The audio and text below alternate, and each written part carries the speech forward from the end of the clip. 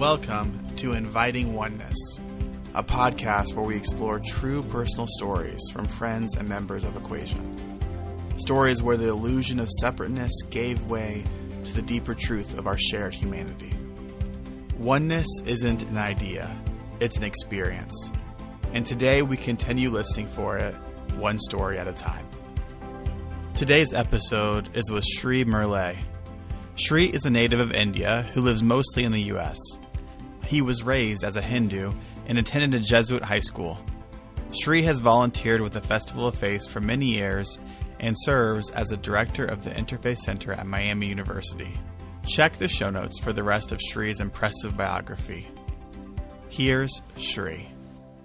Greetings, namaste, which means I salute the divinity in all of you. And talking about oneness is something that makes me think that I'm one with the universe, one with everybody else. And this is something that I have to remind myself, because sometimes we see the duality, we see the differences, we see different aspects, be it physical, mental, spiritual, religious, and we think, oh, that person is this, or this person is that. And then I have to remind myself that ultimately we're all one, deep within. We're all part of this one universe. And here's a story that kind of brought this to my attention and reminded me of this teaching for myself. A few weeks ago, specifically July 3rd, I was in the Himalayas, and it's a beautiful part of the world, beautiful part of India. And it's in a very sacred place called Amarnath. And it's only for about 6 weeks that that place gets opened up for pilgrimages. And there is a natural ice formation that happens in a cave there. And it's supposed to be symbolic of Shiva, which is one aspect of God. And as a Hindu, we believe in one God, so everything is one. Ekam Sat Vipra Bahuta Vadanti. There's just one reality and many aspects of it. So Shiva is one aspect, and this linga, or the formation, happens naturally over the winter months. And then in summer, for a few weeks, they enable people to visit. So I had the good fortune to be in India at that time. On the very first day, July 3rd, I was going to make the pilgrimage. I had 2 other people who were accompanying me. And when we started, it was pretty chaotic. It was the very first day they were opening things, so things were quite crazy. And we got separated. So I was on my own. And then we had planned to hike. It's a good 14-kilometer hike each way. But we had also had a backup plan. We had a horse that we'd engage just in case, because both my cousin and his wife who were accompanying me and I, all of us are getting older, whether we like it or not. And we thought just in case, although we did want to walk, my cousin and I. So we get started, got separated, as I said.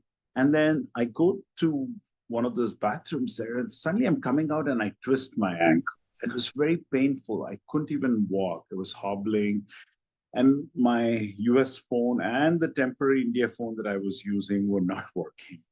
I couldn't find the horse guy. He was nowhere to be found. My cousin and his wife were nowhere to be found. And I'm like just sitting there, and I was almost in tears because I've come all this way and I'm looking forward to this pilgrimage. And here I am in deep pain. I can't move. I have no recourse. So I'm sitting, I'm in tears. And then I'm like, okay, I think I got to start to walk slowly. I hobble. Somehow I get hold of a policeman who, long story short, eventually contacts the horse guy. And 2 hours later, this horse guy shows up.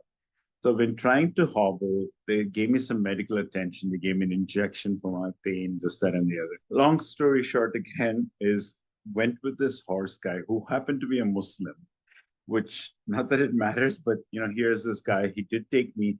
And the final kilometer or so, you have to walk. So by that time, I sat on the horse. He took me there, and I had to walk. It was painful.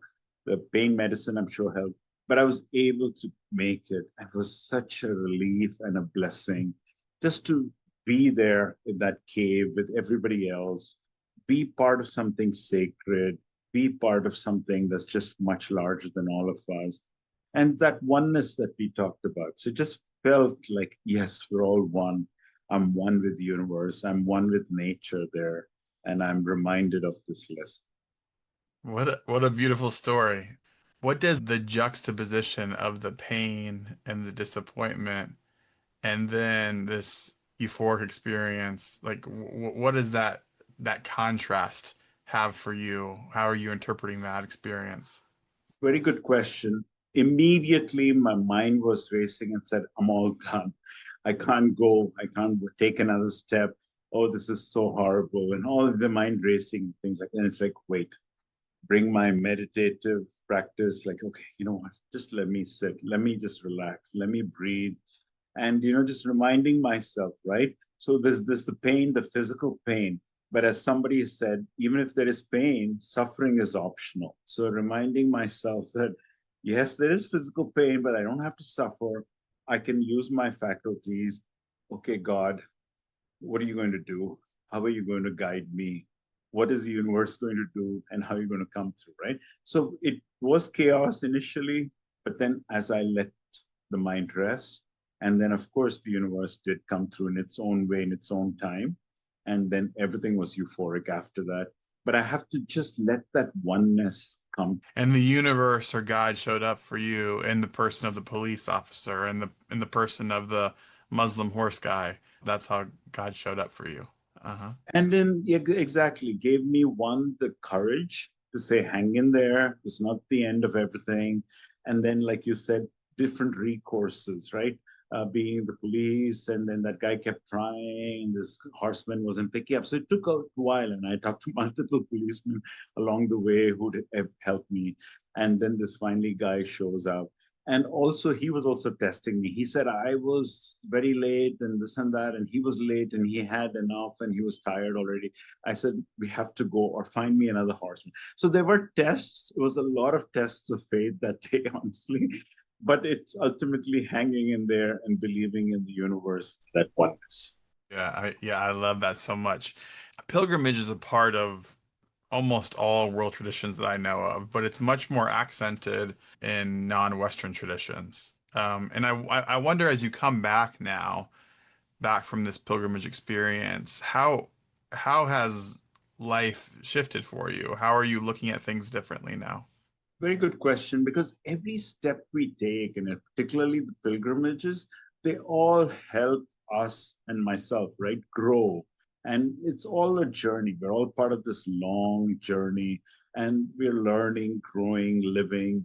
And especially in these places, just the beauty, the magnificence of nature, these majestic mountains, the beautiful river, and all these people with so much devotion, the hustle and the bustle too, the chaos and people trying to get ahead and all the horses and the palanquins. I mean, it's a lot of chaos too, and yet you find that quiet and peace.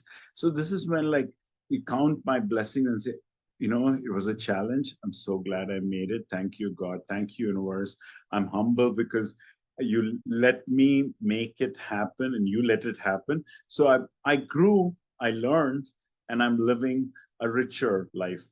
I know you as somebody who has a very deep and rich meditative life. Could you describe to me and to the listeners what does oneness feel like for you in the context of your contemplative practice? Yeah, it is so easy sometimes, especially in the meditation practice, to be at one, right? To feel that oneness.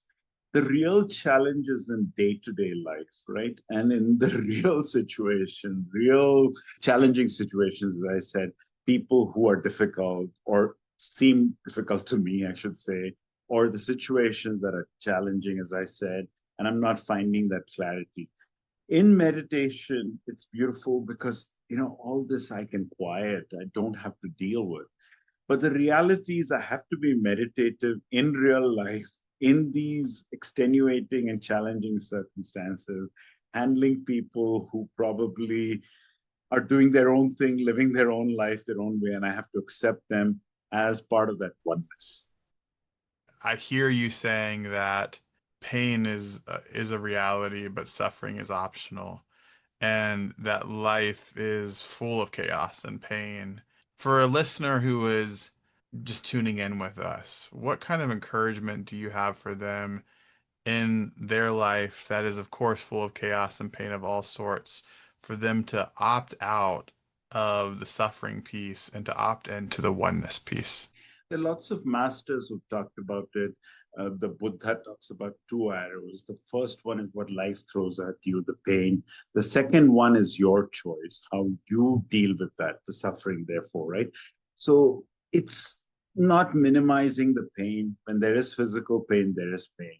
But you can look at other things. For example, think about something else, meditate, have faith, become devoted, right? Think of God. So in other words, use your focus away from that physical pain towards the inner strength we all have. It's not always easy. When you're in pain, you are in pain. But then moving away from that, and the great masters have done that. There's some people who in deep suffering. There's a teacher called Sri Ramakrishna who had cancer, was dying, and he kept smiling. And people said, "Aren't you in pain?" He said, "Oh, that's the body." And so kind of like being able to get that little sense of separation and be the witness and say, you know what? Yes, this physical body is in pain, but the mind and the spirit, I can be different, and let that happen. Not easy, don't want to minimize it, but it's possible and it's wonderful when we can do it. So I hear you saying that the self isn't defined by life's experiences necessarily. That there's something inherently different than our experience that we are. And from our previous conversations, I know that thing that's untouched by our experiences is also at one with the whole of everything. So just give us a little bit of orientation about what is the metaphysical kind of understanding of oneness from your belief system, from Hinduism.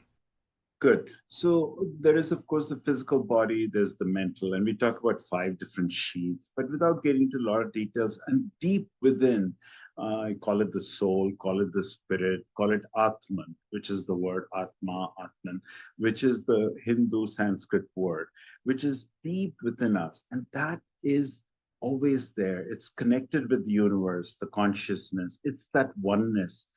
And that we say, Aham Brahmasmi, I am infinite, I am God, I'm consciousness. So that part of us.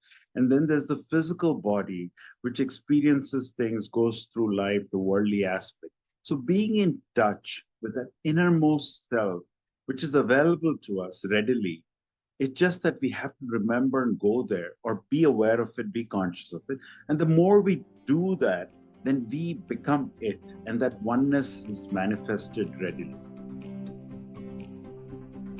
Thanks for joining us on Inviting Oneness, where we share real stories of connection that dissolve the illusion of separation and reveal our common humanity. If this episode moved you and you'd like to get involved, visit us at EquaSion.org. Until next time, may we keep inviting oneness within ourselves and with one another.